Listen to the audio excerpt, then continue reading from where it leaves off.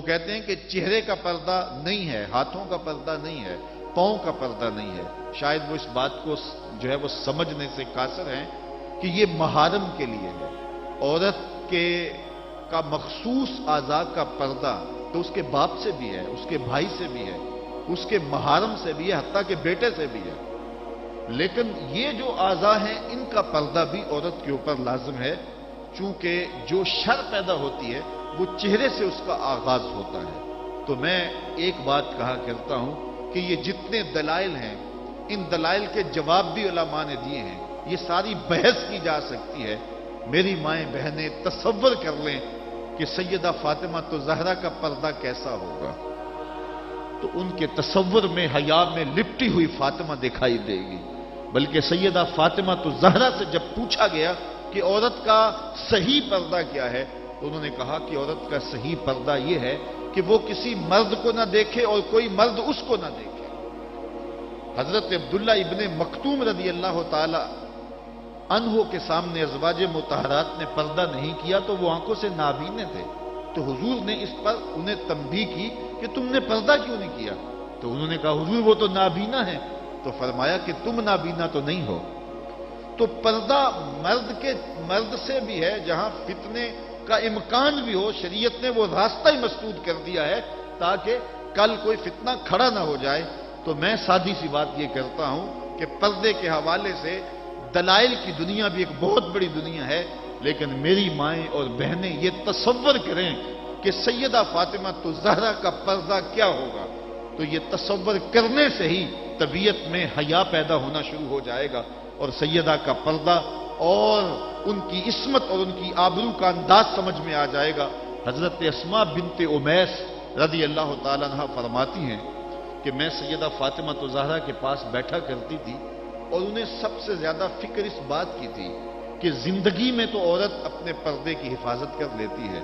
لیکن مرنے کے بعد جب پٹڑے پہ چارپائی پہ اسے ڈالا جاتا ہے تو اس کا جسم جو ہے وہ جنبش کرتا ہے اور وہ مختار نہیں ہوتی ہے، تو اعضاء دکھائی بھی دیتے ہیں، اعضاء کی حیت بھی سمجھ میں آتی ہے، تو یہ بڑا مشکل لمحہ ہوگا جو مرنے کے بعد درپیش ہوتا ہے۔ تو فرماتی ہیں کہ میں نے انہیں کہا کہ جب حبشہ کی جانب ہجرت کی تھی تو میں بھی ان لوگوں میں شامل تھی، تو میں نے وہاں حبشہ میں دیکھا ہے کہ چارپائی کے چاروں پایوں کے ساتھ شاخ باندھ دیتے ہیں اور پھر ان کو درمیان میں جوڑ دیتے ہیں اور اس کے اوپر کپڑا ڈال دیتے ہیں اور یہ ایک ڈولی بن جاتی ہے۔ تو کہتی ہیں جب میں یہ بات بتائی تو سیدہ بہت زیادہ خوش ہوئی، کہا یہ تو ایک بہت اچھا طریقہ سمجھ میں آ گیا جس سے مرنے کے بعد بھی عورت کے پردے کی اور اس کے جسم کی حفاظت ہو سکے گی، کسی کی نظر نہیں پڑے گی۔ تو یہ وہ سیدہ ہیں کہ جنہوں نے اپنے پردے کی حفاظت یوں کی کہ غیر مرد نے انہیں نہیں دیکھا، اور پھر مرنے کے بعد بھی ان کے لیے وہ ڈولی تیار کر لی گئی، رات کی تنہائیوں میں ان کا جنازہ پڑا گیا، اور یہ وہ پاک دامن خاتون ہے جن کا آنچل مہر و ماں نے بھی نہیں دیکھا ہے۔ اور جب قیامت کا دن ہوگا تو حضرت سیدہ فاطمہ تو زہرا 70,000 خواتین کے جلو میں نکلیں گی، تو آواز آئے گی یا اہل الجمع غدوا ابصارکم لأن فاطمہ بنت محمد حتی تمر، اے لوگوں نگاہیں نیچی کر لو، محمد عربی کی بیٹی کی سواری گزر رہی۔ تو دنیا پر بھی ان کے پردے کی حفاظت، بعد از وصال بھی، اور پھر قیامت کے دن بھی۔ مجھے بتائے عورت کیا وہ مغرب کی آوارہ لڑکی کے روپ میں زندگی گزارنا چاہتی ہے یا سیدہ فاطمہ تو زہرا کے پردے کی وارث بننا چاہتی ہے؟ وہ سڑکوں پر لہرا کر چلنے میں فخر محسوس کرتی ہے یا کہ وہ اپنے مخصوص پردے میں لپٹ کر کے تقدس مہاب انداز میں گھر سے مجبوراً نکلنا پڑے تو نکلنا پسند کرتی ہے؟ کوئی بھی شریف زادی یہ پسند نہیں کرے گی کہ وہ مغرب کی حیا باختہ لڑکیوں کی طرح آوارہ مزاج ہو اور اس کی طرف شہوانی اور بھوکی اور غلیظ اور گندی نظریں اٹھے۔ وہ چاہے گی کہ میں تقدس معاب زندگی گزاروں۔ میری بہن، تیرا برقع تیرے لیے قید خانہ نہیں، تیرے برقعے کی ایک ایک سلوٹ تیرے حیا کا پہرا ہے۔ تو مغرب کی ٹینو نہیں ہے، تو مشرق کی بیٹی ہے، تو فاطمہ ہے، تو عائشہ ہے، تو حفصہ ہے۔ تیرا پردہ اس کائنات کے حسن کی علامت ہے، تو سمٹ جائے گی تو امت پھیل جائے گی، تو گھر کو سنبھال لے گی تو امت بحر و بر پہ جاری ہو جائے گی۔ تو عورت کو گھر میں سمٹ کر کے اپنی اندرون خانہ ذمہ داریوں کو سنبھال کر کے اپنی عصمت اور اپنی آبرو کی حفاظت کرنی چاہیے تھی۔ اقبال نے بڑی خوبصورتی سے اس پر بحث کی ہے کہ عورت کے لیے پردہ ضروری ہے یا نہیں، اور پھر کہا عورت کو یہ خود اپنے آپ سے پوچھنا چاہیے کہ وہ کس روپ میں اچھی لگتی ہے۔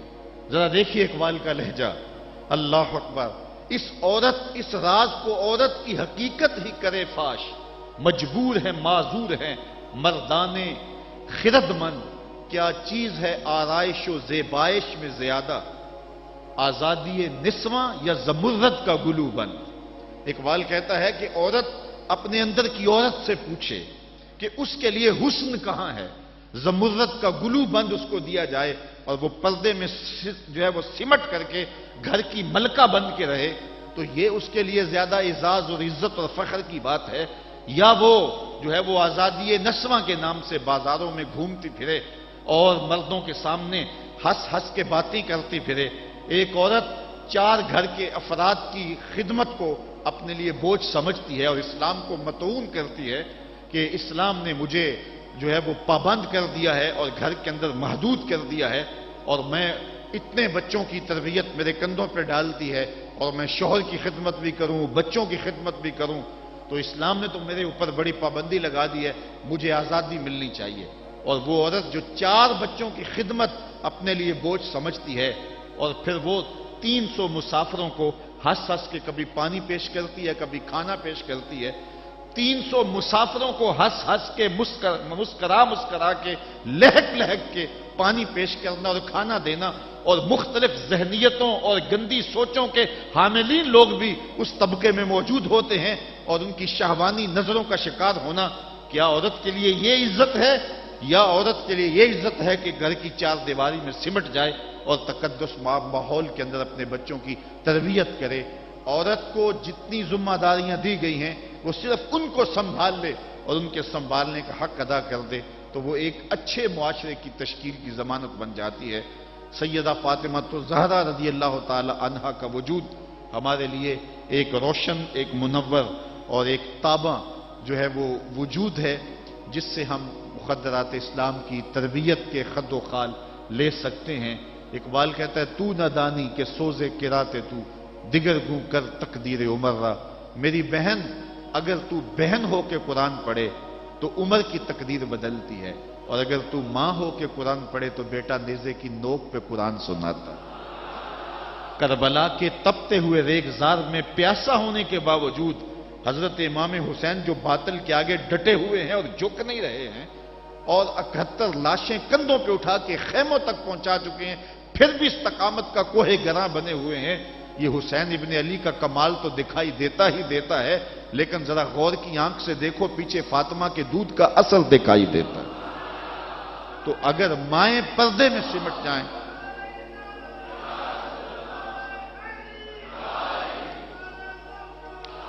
تو یہ حضرت امام حسین کی صورت کے اندر امت کو جو خوبصورت تحفہ دیا، بلکہ یہاں اقبال تو بے خود ہو گیا نا، وہ کہتے ہیں آپے سے باہر ہونے کی کیفیت، کہ عقیدت کا رنگ ایسا چڑھا کہ بس جذبات سے مغلوب ہوا۔ اقبال کہتا ہے کہ وہ کہتا ہے کہ رشتہ آئین حق زنجیر پاس فرمانے جناب مصطفیٰ، ورنہ گردے تربتش گردید میں سجدہ برخا کے او پاشید میں۔ اے فاطمہ جو کام تو نے کیا، اگر شریعت کے حکم کی زنجیریں میرے پاؤں میں نہ ہوتی اور آپ کے باپ کا ہی حکم کہ اللہ کے علاوہ کسی اور کو سجدہ جائز نہیں، یہ مجھے ملحوظ نہ ہوتا تو میں کعبے کی طرف رخ کر کے سجدہ کرنے کی بجائے تیری قبر کی مٹی کی طرف منہ کر کے سجدہ کرتا، اور میں کعبے کا طواف کرنے کی بجائے تیری قبر کا طواف کرتا، کیونکہ جو کام تو نے کیا ہے وہ کسی اور نے نہیں کیا۔ نبی کے گھر کی ہے عظمت، نبی سے سنتے ہیں، علی کے گھر کی ہے عزت، علی سے سنتے ہیں، وہ جس نے معزز کیا گھرانے کو، حسین پال کے جس نے دیا زمانے کو۔ تو یہ تھا حضرت سیدہ فاطمہ الزہرا رضی اللہ تعالی عنہا کا کردار۔ آج کی عورت سیدہ کے کردار کو اپنے لیے نمونہ حیات بنا کے اپنی زندگی کی راہیں متعین کر دے. اگر پندے سے درویش پذیری ہزار امت بمیرت تو نہ میری بطول باش و پنہا شو ازیں اثر کہ در آغوش شبیر بگیری. اگر فقیر کی ایک بات تو مان لے ہزار امت مر جائے گی. اقبال کہتا امت مسلمہ تجھے زوال نہیں آ سکتا. اور وہ کیا ہے؟ بطول بن جا اور زمانے کی نگاہوں سے پوشیدہ ہو جا، پھر تیری گود میں بھی حسین کے جانشین جنم لیا کریں گے. تو جب عورتوں کا کردار بچوں کی تربیت تک محدود ہوتا ہے اور وہ اس کردار کو بحسن و خوبی نبھاتی ہیں تو پھر ایک اچھا معاشرہ تشکیل پاتا ہے. لیکن جب حیا باختگی زمانے کو جکڑ لیتی ہے تو پھر قومیں اپنا وجود کھو دیتی ہیں. ہمیں ان تمام اسباب پہ غور کرنا چاہیے جس نے اس امت کو عروج سے زوال کی طرف دھکیل دیا. تو ہمیں ایک سبب یہ دکھائی دے گا کہ مخدرات اسلام کا جو کردار تھا، جو ذمہ داریاں تھیں، وہ اس نے پھر ادا جب کرنا چھوڑ دی اور اپنے دائرہ کار سے باہر آ گئیں تو پھر وہ ذمہ داریاں نہ نبھانے کے سبب امت روح بزوال ہوئی. گھروں میں بیٹھ کر کے ماؤں نے تربیت کی تھی. ہم نے دور اسلام کے اندر بڑے بڑے مشکل حالات دیکھے ہیں. مشکل حالات میں جب اسلام پہ سخت سے سخت وقت آئے، لیکن جب درگاہیں بند ہوں گی، جب خانقاہیں بند ہو گئیں، جب مدارس دینیاں بند ہو گئے، جب اذانوں پہ پابندی لگ گئی، جب بہت کچھ ہوا تھا، لیکن ماں کی گود کی درسگاہ تو کبھی بند نہیں نہ ہوتی ہے. تو ماؤں نے اس وقت دین کو زندہ رکھا. آج بھی ہمیں اسی طبقہ نساء سے امید ہے کہ یہ دوبارہ امت کی نہضت کے لیے جو ہے وہ ایک با ہمت کردار ادا کریں گی. اللہ تعالیٰ خواتین اسلام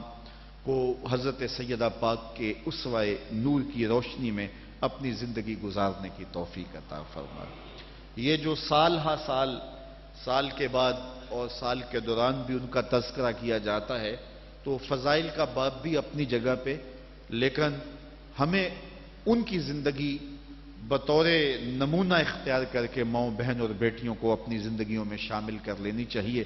تاکہ جو ہے وہ اس سے روشنیاں اور اجالے زندگیوں میں شامل کر لیے جائیں. اللہ تعالیٰ اپنی خاص رحمتوں سے ہمیں مالا مال کرے اور اپنی خاص کرم نوازیوں سے ہم سب کو اپنی رحمتوں سے